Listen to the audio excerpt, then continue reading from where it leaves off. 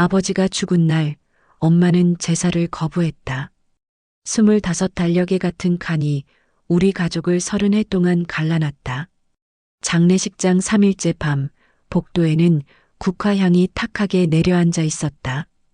영정 속 미소는 변함없었지만 그 앞에 선 사람들은 금이 간 도자기처럼 위태롭게 흔들렸다. 최순자는 검은 상복의 끈을 팽팽히 당긴 채 영정을 똑바로 응시했다. 눈빛은 말라버린 우물 같았다. 이 사람이 죽어도 제사는 안 지낼 거예요. 짧은 한마디는 조문객들의 수군거림을 단숨에 먹게 했다. 태윤의 손에 들린 향이 미세하게 떨렸다. 사무제를 준비하며 머릿속에 적어둔 절차가 한순간에 무너져 내렸다. 어머니의 목소리가 한 번 더 울려 퍼졌다. 30해예요. 내가 몰랐던 날이 단 하루도 없었다고요. 태윤은 그 말에 오래된 장면을 떠올렸다. 매달 25일 저녁상을 물리기도 전에 구두를 신던 아버지. 중요한 일이야. 라는 짧은 말, 닫히는 현관문, 그리고 뒤따르던 어머니의 차가운 한숨. 그날이면 라디오 볼륨이 커졌고 가족은 같은 식탁에 앉아 있으면서도 서로 다른 방에 있는 듯 조용했다. 고인은 성실하셨지. 가정엔 엄했지만 속정 깊은 분이었어. 영정 앞에서는 추도의 말들이 이어졌지만 최순자의 눈빛은 사진의 왼쪽 아래에 박혀 있었다. 눈물은 끝내 흘러내리지 않았다. 형님, 아무리 그래도 친척이 조심스레 말했지만 무슨 제사를 지내요. 나는 매달 25이 징글징글해. 어머니는 짧게 잘라 말했다. 태윤은 향을 꽂고 자리로 물러났다. 손바닥엔 식은땀이 번졌다. 이 밤은 애도가 아니라 신문이었다. 빈소 한쪽 바람에 흔들린 커튼 뒤에서 태호가 종이컵 커피를 들고 다가왔다. 어머니가 저렇게까지 말씀하신 건 처음이야. 나도 그래. 태유는 커피를 삼켰지만 목은 더 말랐다. 그의 머릿속엔 아버지의 서재가 떠올랐다. 오래된 책상, 잠금도 없는 서랍. 그 안에 무엇이든 숨겨져 있을 것 같았다. 밤이 깊어가자 조문객들이 빠져나갔다. 복도 조명은 절반만 살아있었다. 쉰방에서 마주 앉은 어머니는 정면을 똑바로 바라보며 낮게 말했다. 49제도 하지 마. 엄마. 30해 동안 그 사람은 나보다 다른 무언가를 먼저 챙겼어. 돈도 없다면서 꼭 그날만 되면 나가더라. 말 끝에 어머니의 입술이 파르르 떨렸다. 울음이 아니라 분노였다. 태유는 그 떨림을 보며 깨달았다. 자신이 알던 부친의 단정한 일상 뒤에 분명한 여백이 있었다는 것을. 그 여백은 달력에 25일마다 검게 칠해져 있었지만 누구도 묻지 않았다. 조문객이 완전히 끊긴 뒤 형제가 다시 빈소로 돌아왔다. 태호가 영정 앞에서 2번 절한 후 낮게 속삭였다. 아버지, 우리가 모르는 게 많았나 봐요. 태유는 사진 속 눈동자를 똑바로 바라보았다. 대답은 없었지만 침묵이 오히려 무겁게 메아리쳤다. 새벽녘 복도의 형광등이 깜빡였다. 태유는 그 빛의 흔들림 속에서 결심을 굳혔다. 형, 장례 끝나면 책상부터 열어보자. 아버지가 뭘 남겼는지 알아야겠어. 태호는 고개를 끄덕였다. 그래. 진짜 이야기는 거기서부터 시작이겠지. 그 밤 영정 속 미소는 변함없었다. 그러나 가족의 달력에서는 이미 25일의 칸이 붉게 타오르기 시작했다. 장례가 끝난 다음 날 집은 적막에 잠겨 있었다. 조문객들이 남기고 간 국화향이 희미하게 남아 있었고 상복과 흰 조의띠가 아무렇게나 걸려 있었다. 태유는 아버지의 서재 문을 열었다. 낡은 책상은 먼지에 덮여 있었고 서랍은 무겁게 닫혀 있었다. 조심스레 서랍을 열자 오래된 책 사이에서 바랜 통장이 툭 하고 떨어졌다. 순간 손끝이 굳었다. 펼친 통장 안에는 세월의 흔적이 빽빽했다. 1995.03 25이체 이순이 마이너스 30만 1995.04 25이체 이순이 마이너스 30만 2024년 11월까지 매달 25일 단 한 번도 빠짐없이 이어진 이체 내역. 숨이 막혔다. 30해 동안 총액은 1억이 넘었다. 30만 원 360. 종이 위의 숫자는 시간이었고 벌이었다. 마지막 장에는 낯익은 글씨가 남아 있었다. 매달 25일. 절대 잊지 말 것. 이것이 내 속죄다. 태유는 눈을 크게 떴다. 속죄라니 아버지, 대체 무슨 일이에요? 그때 형 태호가 방 안으로 들어왔다. 뭘 찾았어? 태유는 떨리는 손으로 통장을 내밀었다. 태호의 얼굴이 굳어졌다. 세상에 30만 원씩 30해 동안 엄마한테 보여드려야 할까? 태호는 잠시 망설였다. 아니, 먼저 이 여자가 누구인지 알아봐야 해. 두 사람의 눈빛은 무겁게 교차했다. 어둠 속 한 이름이 선명해졌다. 이순이. 빈소의 마지막 불빛이 꺼지고 며칠이 지났다. 집은 여전히 정리되지 않은 국화와 검은 상복의 흔적으로 어수선했다. 그러나 태윤의 머릿속은 이미 장례 이후의 문제로 가득 차 있었다. 책상에서 발견한 통장은 무게없는 종이였지만 그 안에 기록된 30년의 흔적은 돌덩이처럼 무거웠다. 태윤은 회사 동료에게 은근히 아버지 이야기를 꺼냈다. 혹시 아버지 예전에 무슨 일 있었다는 얘기 들어보셨나요? 동료는 잠시 머뭇거리다가 말했다. 김철수 선배님, 그분이 90년대 중반에 한번 크게 놀라셨잖아요. 무슨 사고였던 걸로 기억해요. 그때부터 매달 같은 날만 되면 꼭 어디 다니셨지. 그 말은 태윤의 가슴을 파고들었다. 사고라니. 그러나 구체적인 질문에는 동료가 손사래를 쳤다. 정확히는 몰라요. 그냥 들은 얘기예요. 워낙 조용한 분이셨으니까. 형 태호도 친척들에게 물었다. 삼촌이 낮게 속삭였다. 내 아버지가 94년에 큰 사고를 냈다더라. 자세히는 아무도 몰라. 조용히 넘어간 일이라던데. 소문은 잡으려면 손가락 사이로 스며 빠져나갔다. 어떤 이는 교통사고라 했고 또 다른 이는 공장사고라 했다. 그러나 확실한 건 아무도 알지 못했다. 어머니에게 다시 조심스레 물었을 때 최순자의 얼굴은 차갑게 굳었다. 사고? 웃기지 마. 그 사람은 단 한 번도 나한테 설명하지 않았어. 매달 같은 날 같은 시간에 나가더니 속죄라고? 웃기지 마. 바람이었어. 분명히. 형제의 마음은 더욱 복잡해졌다. 소문과 어머니의 단호한 확신이 충돌하며 두 사람은 길을 잃은 듯 헤맸다. 그날 밤 태윤은 통장 뒤편을 다시 뒤졌다. 서류 더미 밑에서 노끈으로 묶인 영수증 뭉치가 나왔다. 상호 한빛 재활의학과. 결제일은 늘 같았다. 25일. 잉크가 바랜 인주가 손끝에 미세하게 묻었다. 설명 대신 숫자와 도장이 말하고 있었다. 밤이 깊을수록 태윤의 머릿속은 옛 기억으로 뒤엉켰다. 그는 어린 시절의 단편들을 더듬었다. 아버지가 서둘러 외투를 걸치던 밤. 중요한 일이야. 짧은 대사와 함께 닫히던 문. 어머니가 그 뒤에서 문을 두드리며 울부짖었다. 어디가? 대체 누구 만나러 가는 거야?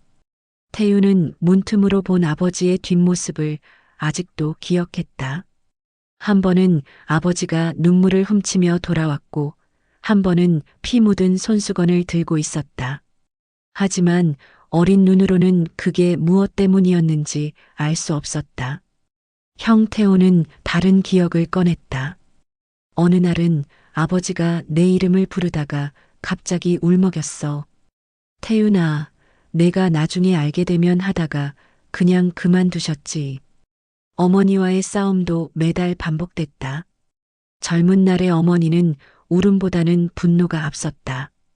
돈도 없는데 무슨 놈의 중요한 일, 우리 애들 학비도 못 대면서. 그럴 때마다 아버지는 대답하지 않았다. 침묵만이 유일한 무기였고 그 침묵이 가족을 더 갈라놓았다. 기억을 맞추면 맞출수록 오히려 그림은 더 혼란스러워졌다. 외도의 흔적처럼 보이기도 했고 죄책감의 그림자 같기도 했다. 형, 우리 어릴 때부터 뭔가를 감췄던 건 맞는 것 같아. 근데 그게 불륜인지 사고 때문인지는 모르겠어. 태호는 고개를 끄덕였다. 결국 답은 직접 찾아야겠지. 그날 저녁 가랑비가 내렸다. 태유는 우산을 접으며 재활병원 옆 출입구를 지켰다. 자동문 센서가 늦게 반응하며 내는 삑, 복도에 희미하게 번지는 소독약 냄새. 그때 낯익은 검은 서류 봉투가 시야를 스쳤다. 봉투 모서리에 찍힌 회사 로고, 스탬프 아버지 책상 서랍에서 보았던 것과 같았다. 휠의 고무가 바닥을 스치는 스마이너스 하는 소리가 희미하게 따라왔다. 설명은 또 없었지만 모양이 있었다. 의심은 더 짙어졌고 방향은 하나로 좁혀졌다. 25. 거실은 다시 전쟁터가 되었다. 통장을 손에 든 어머니는 목소리를 높였다. 이게 증거 아니냐? 30년 동안 같은 여자 이름. 외도 말고 뭐야? 태유는 고개를 저었다. 엄마, 혹시 다른 이유가 있을지도 몰라요. 아버지가 메모에 속죄라고 썼잖아요. 속죄? 웃기지 마. 외도하다 죄책감 느꼈겠지. 태호가 끼어들었다. 어머니, 성급하게 단정하지 마세요. 우리가 직접 확인해보고. 확인? 그 여자를 직접 만나겠다고? 어머니의 얼굴은 분노로 상기되었다. 그래요. 만나서 진실을 들어봐야죠. 너희 미쳤구나. 내 아버지가 죽어서 차가운 땅에 묻힌 지 며칠 됐다고. 벌써 그 여자 찾아간다고. 순간 공기가 갈라졌다. 어머니의 울부짖음은 애도라기보다 치욕과 배신감의 폭발 같았다. 내가 30년을 눈치 보며 살았어. 그런데 이제 와서 날 의심해. 태윤이 입을 열었다. 엄마, 속죄라는 말이. 어머니가 말을 베었다. 좋아, 속죄가 절반이었다 치자. 그럼 나머지 절반은 누가 감당했는데 내가 내 의심으로, 내 몸으로, 내 시간으로. 형제는 말을 잃었다.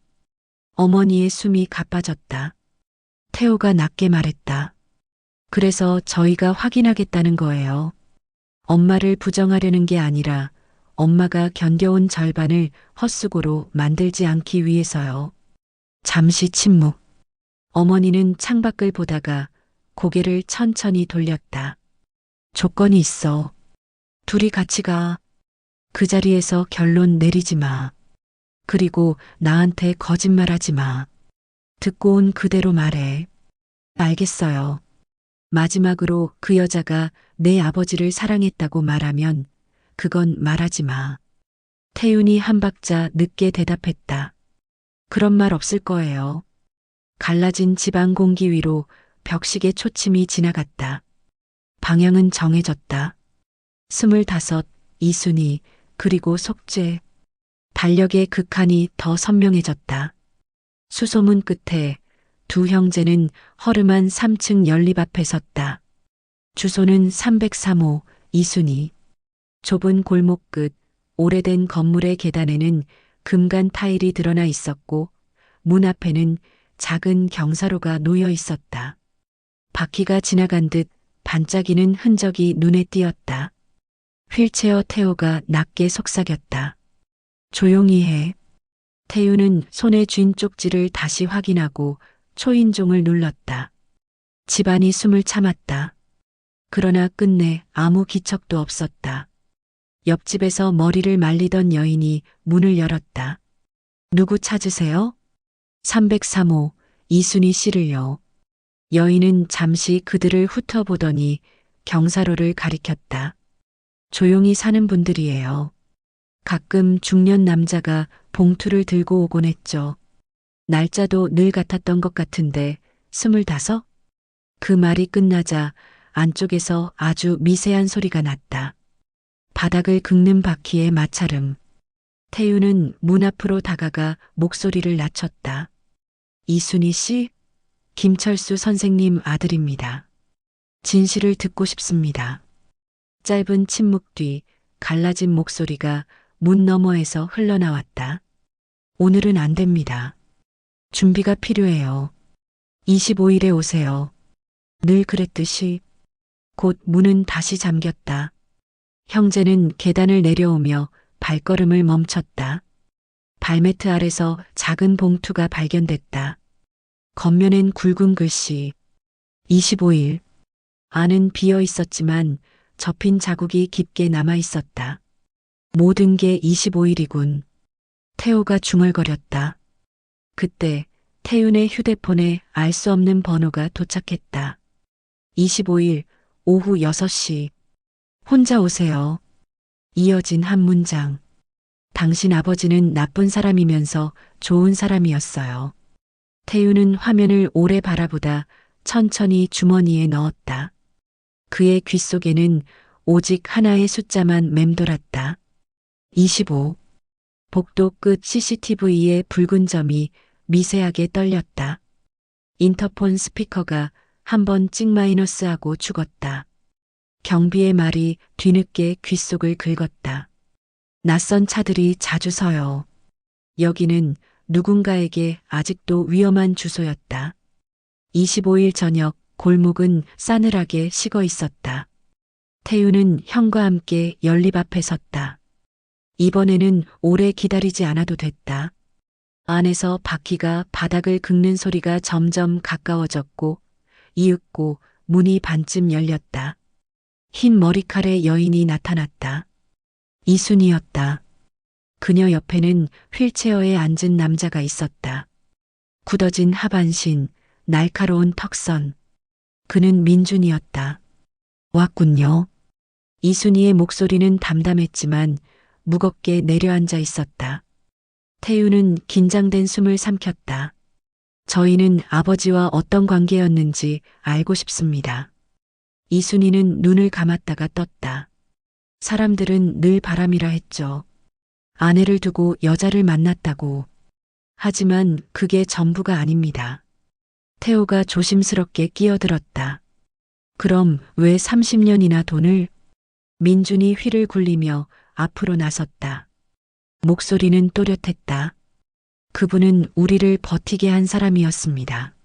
하지만 동시에 제 인생을 무너뜨린 사람이지요. 은혜와 원망이 같은 무게로 그의 혀 끝에 걸려 있었다. 이순이가 짧게 덧붙였다. 그의 보험사는 과실 거의 없으므로 결론 냈어요. 합의는 사적인 약속으로 남았고 시효가 지난 뒤에도 당신들 아버지는 25일을 놓지 않았죠. 짧고 단호한 말들. 방 안의 공기가 무겁게 내려앉았다. 태윤의 심장이 쿵쿵 울렸다. 아버지가 속죄라 썼던 이유, 매달 반복된 25일의 의미.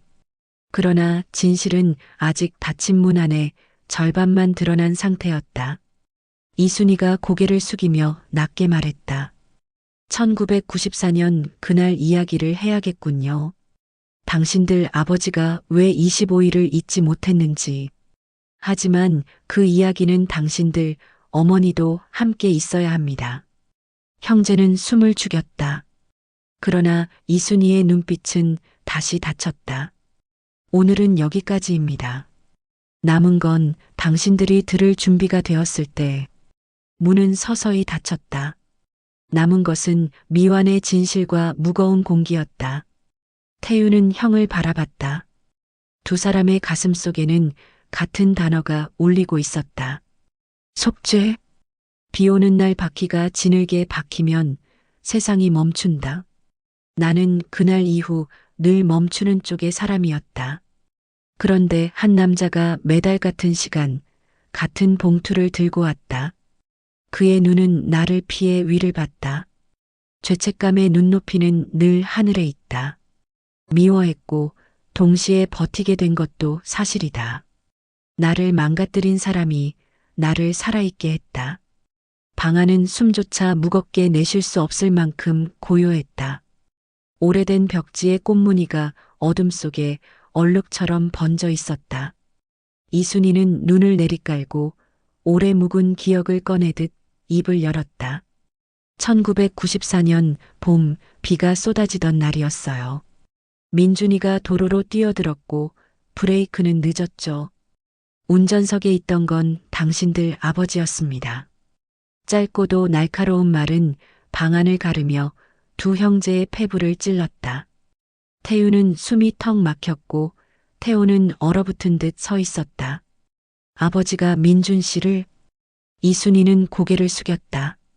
경찰은 과실이 크지 않다고 했습니다. 하지만 아이는 그날 이후 다시는 걷지 못했죠. 그분은 그날부터 매달 25 우리 집 문을 두드렸습니다. 봉투를 건네며 같은 말을 했어요. 잊지 말자. 이건 내 속죄다. 민준이 휠체어를 밀며 앞으로 나왔다. 그의 목소리는 맑지만 무거웠다. 저는 아버지를 원망했습니다. 제 인생을 빼앗았으니까요. 하지만 동시에 고마웠습니다. 그분이 아니었다면 학교도 지금의 삶도 이어지지 못했을 겁니다. 아버지는 제게 죄인이자 은인이었습니다. 이순이가 덧붙였다. 그분은 우리에게 사과했지만 당신 어머니에게는 사과하지 못했어요. 속죄는 정확히 절반이었죠. 태유는 아무 말도 할 수 없었다.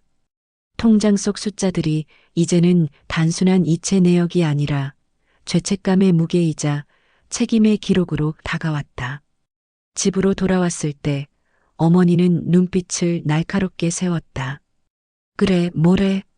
결국 바람이었다지? 태호가 고개를 저으며 말했다. 아버지는 불륜이 아니었어요. 94년 그 사고 피해자 가족을 30년 동안 책임지신 거예요. 순간 최순자의 얼굴이 굳어졌다. 손에서 통장이 부들부들 떨렸다. 사고? 그래서 30해 동안 나를 속이고 그 집만 챙긴 거야? 그럼 나는 뭐였는데?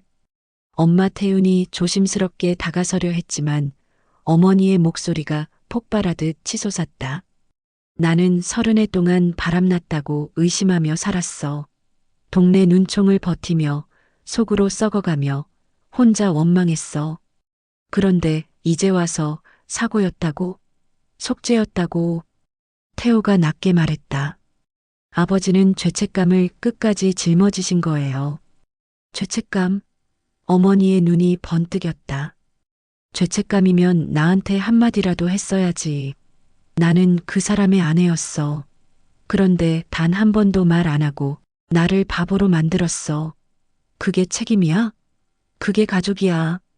나는 30해 동안 남편을 의심했고 그 의심을 붙들고 살아남았어. 그런데 이제 와서 내가 틀렸다고? 내가 헛살았다고?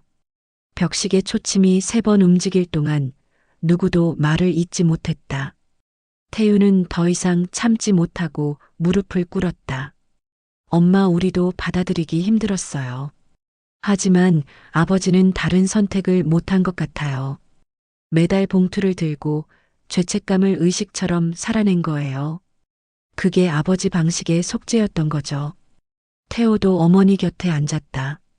어머니, 아버지는 틀렸을지 몰라도 도망치진 않았습니다. 그건 인정해야 하지 않을까요? 최순자는 손으로 얼굴을 가렸다. 눈물이 손가락 사이로 쏟아졌다. 그 사람 왜 나한테는 말 안 했을까? 내가 그렇게 하찮았어? 평생을 옆에서 살았는데. 그 말은 더 이상 분노가 아니었다. 억눌린 오해가 무너져 내리는 순간의 절규였다. 세 사람은 한동안 말없이 앉아 있었다. 공기는 여전히 무거웠지만 그 속에 더 이상 칼날 같은 적이는 없었다. 대신 서서히 아주 느리게 갈라진 틈새를 메우려는 미약한 온기가 스며들고 있었다. 그날 밤 어머니가 장롱이 달력을 내려 침대머리에 걸었다. 동그랗게 도드라진 25 위에 손이 멈췄다. 지우개는 들어 올렸지만 누르지 않았다. 49제는 아직 못하겠다. 시간을 좀 더 달라. 대신 그날 이야기는 한 번 더 들으러 가겠다. 창밖에는 새벽이 밝아오고 있었다. 긴 세월 오해와 갈등 속에 가려졌던 아버지의 그림자가 마침내 제자리를 찾고 있었다. 완벽한 남편은 아니었지만 끝까지 죄책감을 짊어진 책임의 사람이었다. 태유는 영정을 바라보며 조용히 속삭였다. 아버지, 이제야 조금은 이해할 수 있을 것 같아요. 그 순간 영정 속 미소는 비로소 가족의 체온을 닮았다.